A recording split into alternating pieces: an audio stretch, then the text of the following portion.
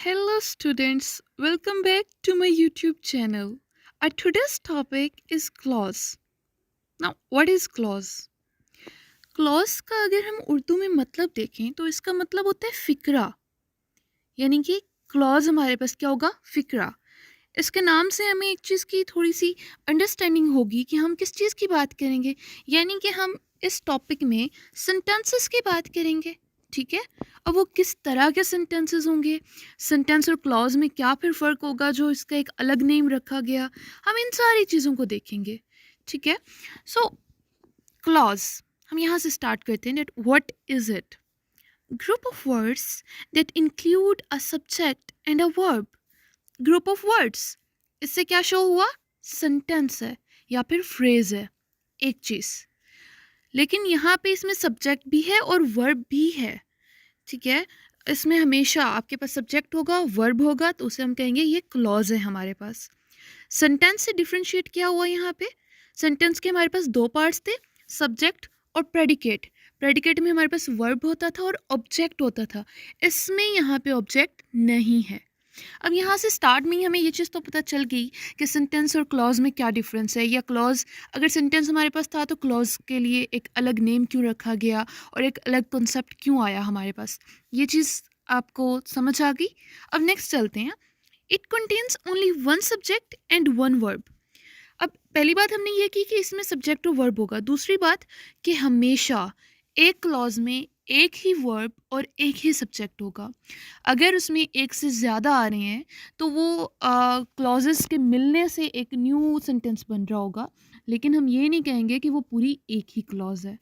ठीक है, now the subject of a clause can be mentioned और hidden, but the verb must be apparent and distinguishable. अब यहाँ पे ये बात की जा रही है कि हो सकता है कुछ सेंटेंसेस ऐसे हों जिसमें सब्जेक्ट उसका हिडन हो। जैसे फॉर एग्जांपल हमारे पास एक सेंटेंस हो, do it please. Do it please, यहाँ पे हमारे पास सब्जेक्ट तो मेंशन ही नहीं है। ठीक है, सब्जेक्ट यहाँ पे यू है और यू हिडन है। तो हो सकता है कि हमारे पास ऐसे क्लॉजेज हों कि उसमें सब्जेक्ट जो है वो मेंशन हो या फिर हिडन हो, लेकिन उसका जो वर्ब है वो जाहिर होना चाहिए, अपेरेंट हो और डिस्टिंग्विशेबल मतलब काबिल शिनाख्त हो। हमें पता चल रहा हो कि जी ये इसका वर्ब है। ठीक है, नाउ हम इसकी एग्जांपल्स की बात करते हैं। I graduated last year. मैंने पिछले साल ग्रेजुएशन किया था। ठीक है, तो ये एक क्लॉज हो गई। इसमें हमारे पास सब्जेक्ट हो गया आई और ग्रेजुएटेड वर्ब हमारे पास हो गया। नेक्स्ट हमारे पास आ गया व्हेन आई केम हियर। जब मैं यहाँ आई सॉ हिम, मैंने उसे देखा। इसमें हमारे पास दो क्लॉजेज हैं। व्हेन आई केम हियर एक क्लॉज होगी, आई सॉ हिम मैंने उसे देखा ये दूसरी क्लॉज होगी। ठीक है, दोनों में हमारे पास आई सब्जेक्ट है, एक में केम हमारे पास वर्ब है, दूसरे में सा हमारे पास वर्ब है।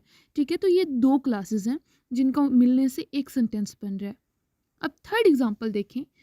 व्हेन आई केम हियर, जब मैं यहाँ आई सॉ हिम मैंने उसे देखा, एंड ही ग्रीटेड मी और उसने मुझे सलाम किया। यहाँ पे तीन क्लासेस हो गई। When I came here first one, I saw him मैंने उसे देखा second one, and he greeted मी ये थर्ड वन। जो थर्ड है इसमें हमारे पास ही सब्जेक्ट है और ग्रीटेड हमारे पास इसका वर्ब आ गया। तो ये हमारे पास क्या हो गया? क्लॉज। हमने सिंपल क्लॉज को देख लिया। अब हमारे पास क्लॉज की कुछ टाइप्स होती हैं। कौन कौन से टाइप्स हैं? मेन इसकी 5 टाइप्स हैं। Independent clause. इंडिपेंडेंट का मतलब क्या होता है? आज़ाद। ठीक है, मैं यहाँ पे आपको इनके मीनिंग्स बता रही हूँ ताकि आपको पहले ये कॉन्सेप्ट बन जाए कि इस क्लॉज में किस चीज़ की या किस बारे में या किस तरह की ये क्लॉज होगी। Second one is dependent clause. Dependent कहते हैं मुनस्सर, किसी पे इन्हसार करना, उसे डिपेंडेंट कहते हैं। सेकंड कौन सी होगी? Dependent clause. Third one is principal clause. Principal कहते हैं अहम तरीन किरदार को।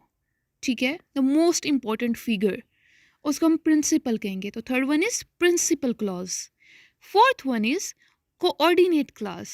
कोऑर्डिनेट क्लॉज, कोऑर्डिनेट का एक मतलब होता है हम मर्तबा या फिर इसे तरतीब देना भी कहते हैं। ठीक है, and the fifth one is non finite clause. Finite कहते हैं महदूद को, नॉन फिनाइट कहेंगे गैर महदूद को या लामहदूद को। तो यहाँ पे इस क्लॉज की बात होगी। अब जो हमारे पास डिपेंडेंट क्लॉज है उसकी भी आगे 3 टाइप्स हैं। वो कौन कौन सी हैं? Adjective clause, noun clause and third one is adverbial clause. इनके नेम से ही शो हो रहा है जो एडजेक्टिव क्लॉज है कि उसमें एडजेक्टिव के रिलेटेड कुछ होगा, नाउन क्लॉज में नाउन के रिलेटेड कुछ होगा और एडवर्बियल में एडवर्ब के रिलेटेड कुछ होगा। अब क्या होगा ये हम नेक्स्ट देखते हैं। Now independent clause. अब ये इंडिपेंडेंट क्लॉज कौन सी होती है? It functions on its own to make a meaningful sentence and looks much like a regular sentence. मतलब ये एक रेगुलर सेंटेंस की तरह होते हैं, एक आम सेंटेंस की तरह होते हैं। जैसे हम आम सेंटेंस लिखते हैं उसी तरह ये भी वैसे ही लिखा जाता है, लेकिन डिफरेंस क्या होगा? ऑफ कोर्स इसमें जब सब्जेक्ट और वर्ब होगा, ठीक है। उसके बाद in a sentence two independent clauses can be connected by the coordinators. हो सकते हैं, मतलब ये मुमकिन है कि बहुत सी यहाँ पे दो की बात की गई, दो से ज़्यादा भी हो सकती है कि दो या दो से ज़्यादा इंडिपेंडेंट क्लॉजेस मिलके एक सेंटेंस बना रही हूँ, जैसे हमने पिछली एग्जांपल में देखा भी था, ठीक है। और वो किसके थ्रू कनेक्टेड होंगी?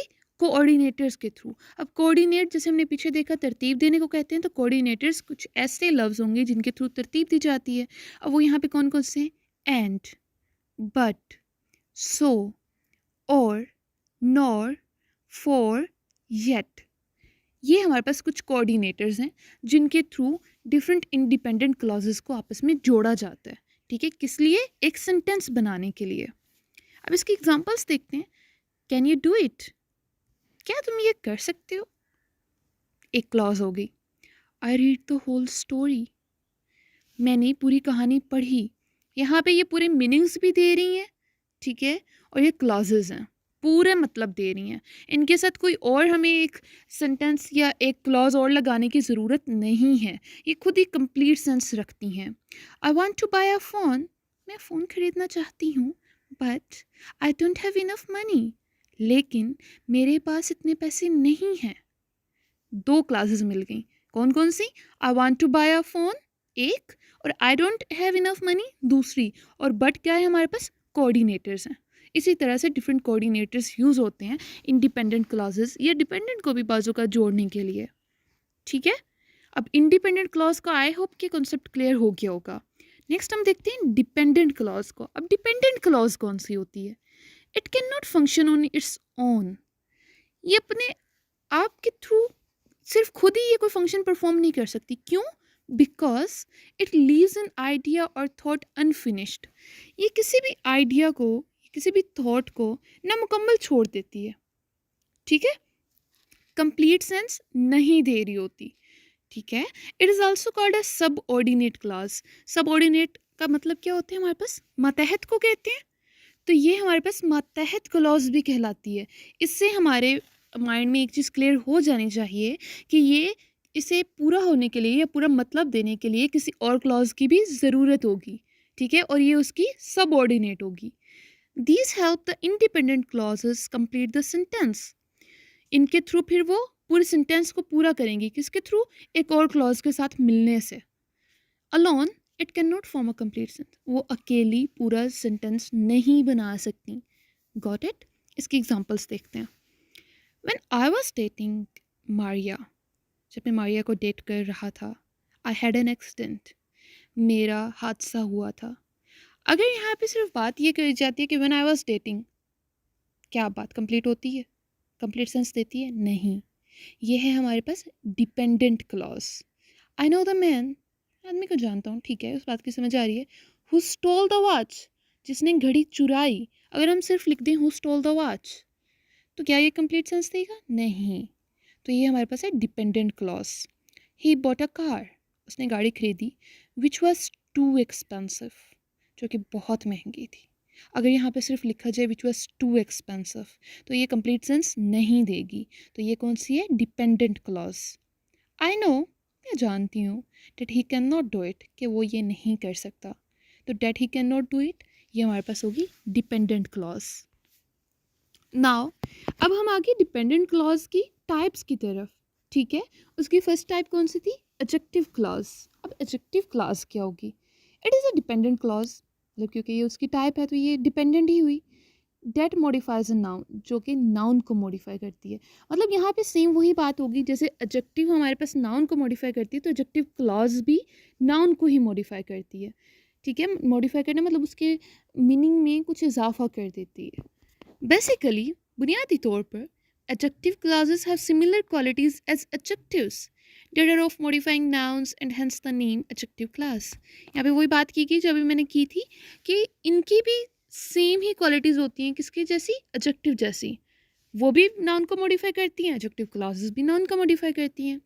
These are also called relative clauses। इनको relative clauses भी कहते हैं। and they usually sit right after the nouns they modify। जैसे ही नाउन आएगा, नाउन के फ़ौरन बाद हमारे पास एडजेक्टिव या एडजेक्टिव क्लॉज आएगी। ठीक है, नाउन के बाद एडजेक्टिव आता है तो इसी तरह जो एडजेक्टिव क्लॉज है वो भी नाउन के फ़ौरन बाद आएगी, जिसको ये मॉडिफाई कर रहा है। ठीक है, अब इसके एग्जांपल्स देखते हैं तो ये चीज़ और क्लियर हो जाएगी। I am looking for the red book. मैं एक सुर्ख किताब को ढूंढ रही हूँ। That went missing last week, जो पिछले वीक गुम हो गई थी।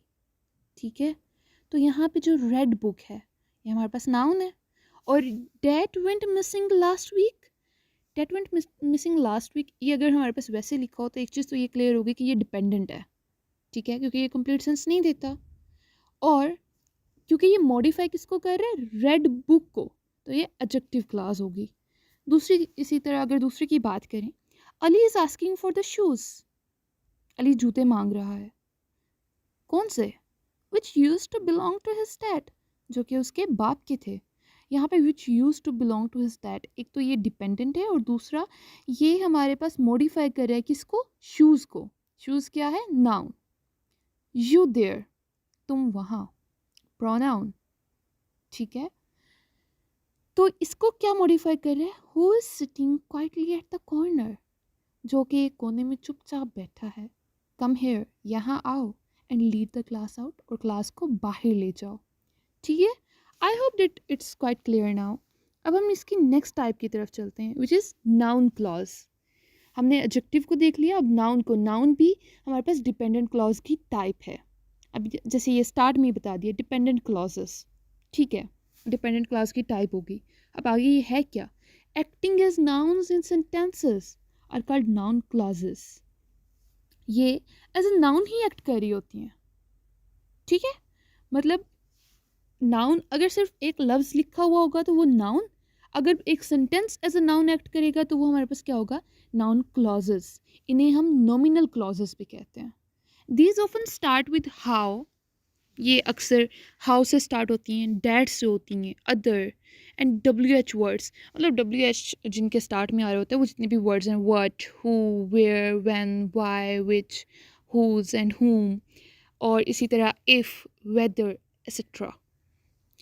मतलब इस जैसे और भी काफ़ी सारे वर्ड्स हैं, सिर्फ यही नहीं है, और भी काफ़ी सारे वर्ड्स हैं जिनके स्टार्ट में ये लगते हैं और उसके बाद पूरा एक सेंटेंस होगा, एक शॉर्ट सा सेंटेंस होगा, उसे हम नाउन क्लॉज कहेंगे। हम इसके एग्जांपल्स देखते हैं तो ये चीज़ हमें क्लियर हो जाएगी।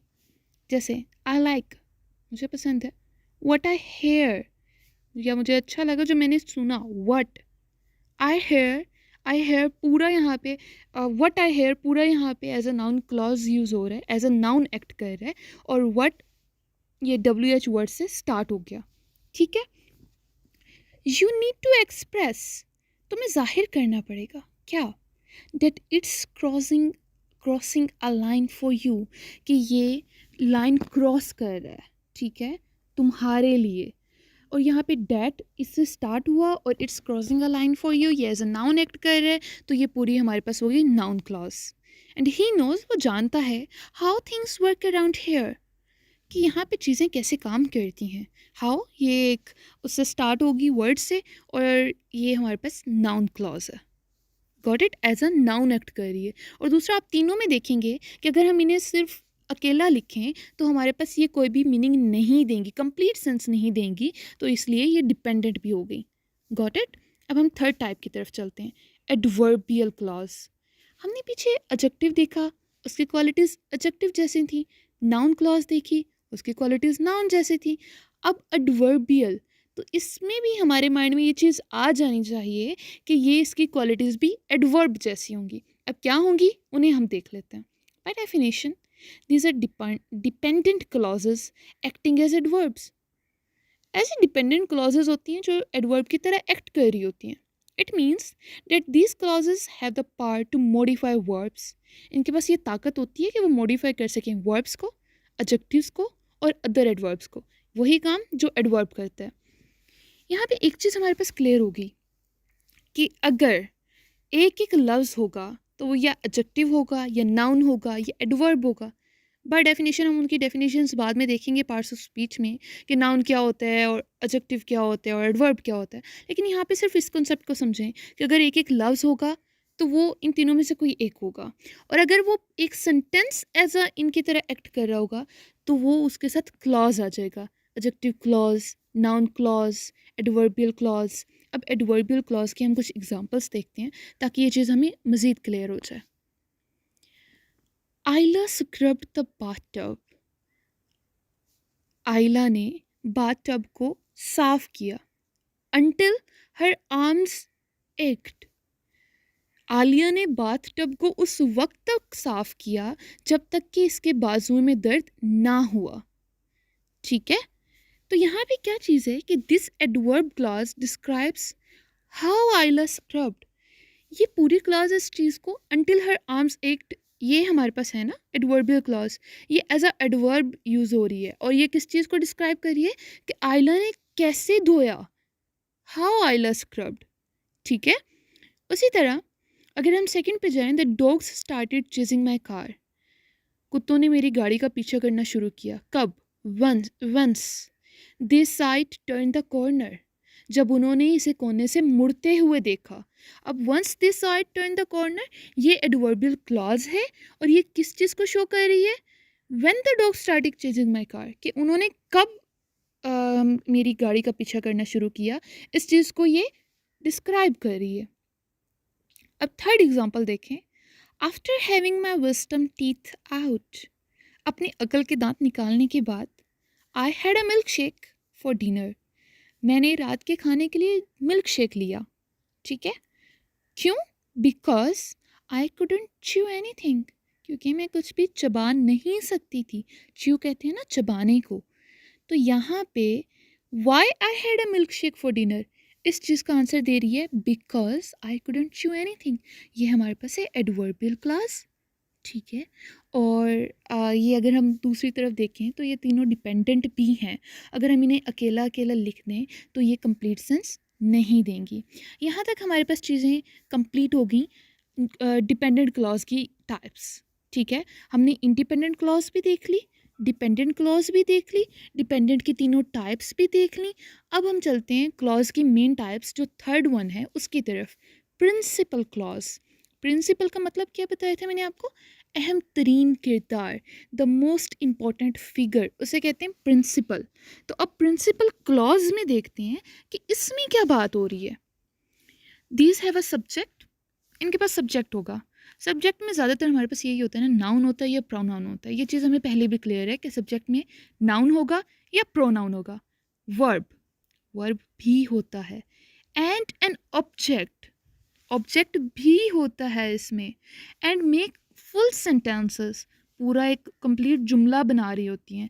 डैट कैन स्टैंड अलोन, जो कि अकेला भी पूरे मतलब दे सकता है। स्टैंड अलोन का मतलब होता है कि खुद ही वो कंप्लीट सेंस दे रहा हो।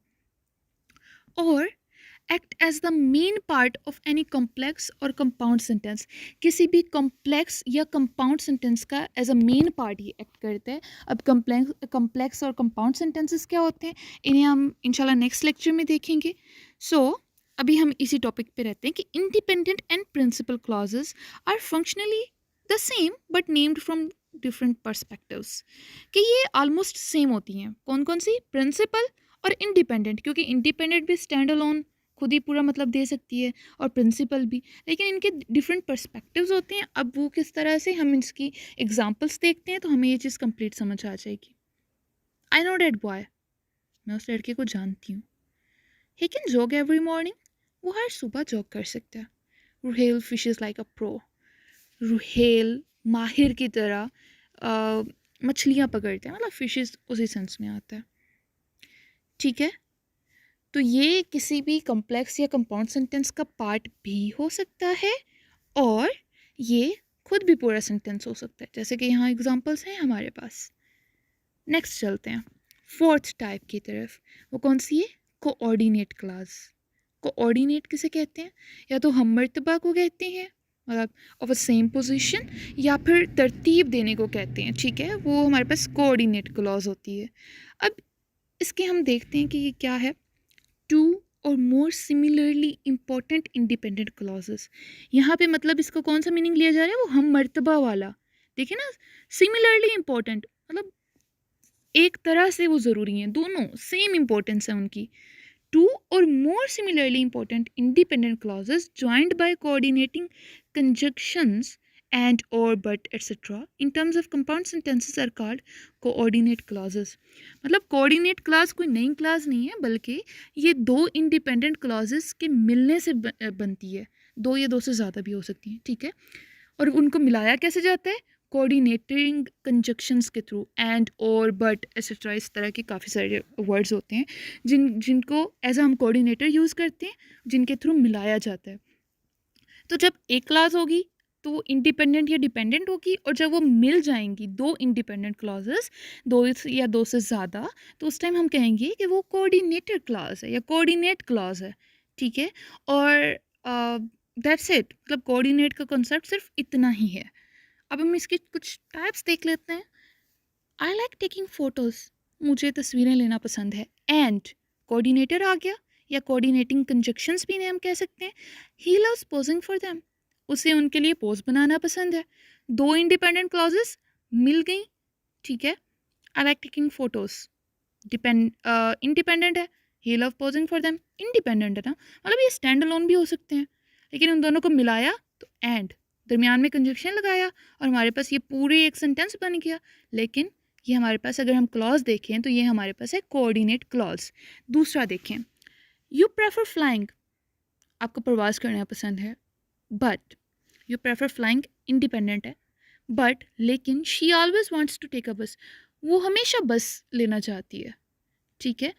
तो ये दोनों इंडिपेंडेंट क्लॉजेस थी, बट वो कंजक्शन दरमियान में आया, दोनों को मिलाने से एक सेंटेंस बना, और ये हमारे पास बन गई कोऑर्डिनेटिंग क्लॉज। अब हम थर्ड को देखते हैं। We are going to visit Junaid, हम जुनेद को मिलने जा रहे हैं या जाएंगे, ऐसा कुछ।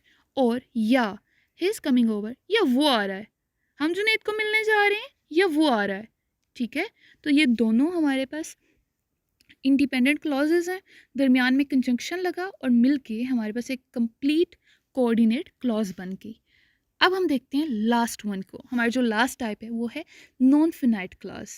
फिनाइट महदूद को कहते हैं, नॉन फिनाइट लामहदूद को या गैर महदूद को, ठीक है। और अब हम इसकी देखते हैं कि इसमें क्या होता है, नॉन फिनाइट में क्या होगा, ऐसी कौन सी चीज़ है जो लामहदूद होगी, ठीक है। So let's check it out. Non finite clauses are use to indicate, indicate इशारा करना। अब किस चीज़ की तरफ इशारा करना है? कंडीशंस, हालात की तरफ। कंसेशन, रियायत की तरफ। पर्पसेस, मकासद की तरफ। रीजंस, वजूहात की तरफ। एंड मैनर्स, आदाब की तरफ। मतलब इन पांचों में से किसी एक की तरफ इशारा करी होगी ये क्लास, या कंडीशन किसी भी हालात, किसी भी वाक़ये को शो कर रही होगी, या किसी कंसेशन, किसी रियायत को शो कर रही होगी, या पर्पस, मकसद को। रीज़न, किसी भी वजूहात को, या मैनर्स, किसी भी आदाब को। इन पांचों में से किसी एक चीज़ को ये जाहिर करी होगी, इंडिकेट करी होगी। They can be used as the object, subject, noun phrase और adverbial phrase of a sentence. इन्हें हम एज अ ऑब्जेक्ट भी यूज़ कर सकते हैं, एज अ सब्जेक्ट भी यूज़ कर सकते हैं, एज अ नाउन फ्रेज भी और एडवर्बियल फ्रेज भी। मतलब इनकी कोई एग्जैक्ट पोजीशन नहीं होती, हम इन्हें एज़ पर आर रिक्वायरमेंट हम इन्हें यूज़ कर सकते हैं, जैसे हमें चाहिए हम वैसे यूज़ कर सकते हैं।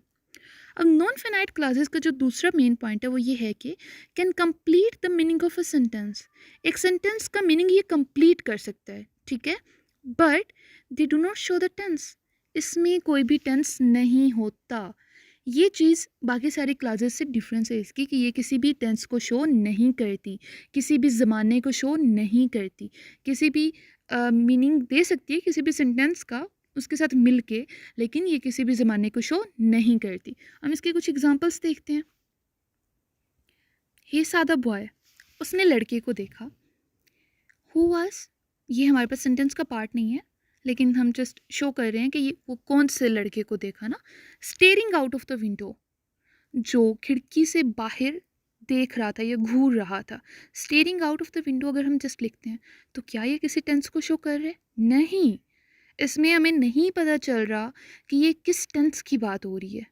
She is the first person, वो पहली लड़की थी या पहला इंसान थी, who is to enter the office, जो सबसे पहले ऑफिस में दाखिल हुई।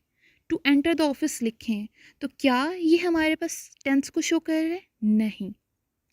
हेयरिंग द फायरवर्क्स, फायरवर्क्स सुनते ही द चिल्ड्रन जम्प्ड अप, बच्चे उछल पड़े। हेयरिंग द फायरवर्क्स जस्ट हम लिखें तो ये किसी भी टेंस को शो नहीं कर रहा, बट ये एक क्लॉज है। कौन सी? Non finite clause. So that's it for today. I think I have pretty much cleared all of your doubts regarding clauses and all of its types. मतलब हमने हर एक टाइप को बहुत डिटेल में डिस्कस कर लिया है, but still if there is any confusion या कोई भी क्वेश्चन है आपका किसी भी क्लॉज के रिलेटेड, या कोई भी एग्जांपल या किसी भी तरह से कोई भी मसला है, तो आप लोग कमेंट बॉक्स में मुझसे क्वेश्चन कर सकते हैं, and I will answer you for sure. And yeah, you can consider subscribing to my channel, and yeah, अगर आपको वीडियो पसंद आए then you can like it and give me a comment, and you can also share it with your fellows as well. And yeah, we will meet in our next lecture. Thank you.